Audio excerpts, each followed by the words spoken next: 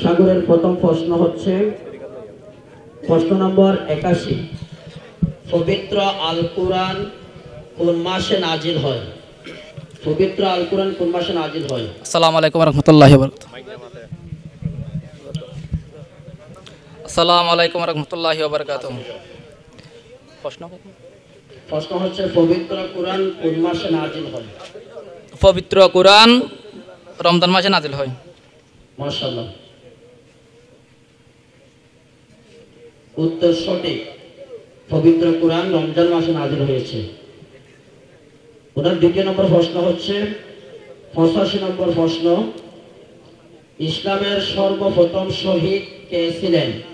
ইসলামের সর্বপ্রথম শহীদ কে ছিলেন? দুঃখিত জানা নাই। সঠিক উত্তর হচ্ছে হযরত সুমাইয়া আলাইহিস সালাম, একজন মেয়ে সাহাবী। হযরত সুমাইয়া রাদিয়াল্লাহু তাআলা আনহা প্রথম শহীদ ইসলামের। ওনার তৃতীয় প্রশ্ন হচ্ছে প্রশ্ন নম্বর 10, সূরা কাফিরুন পড়ো।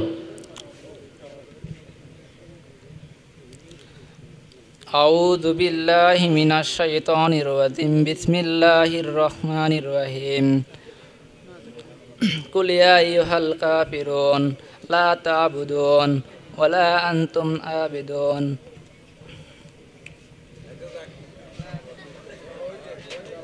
সূরা কাফিরুন আমি পড়ে শোনাচ্ছি আপনাদেরকে।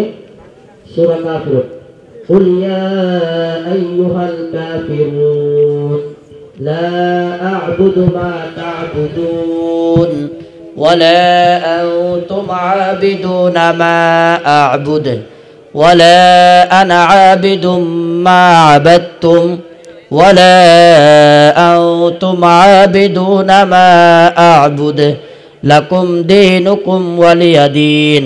এই সূরাটি আপনারা ভালো করে শিখে ফেলবেন। এটা আমরা নামাজের মধ্যে যাতে পড়তে পারি। 11টি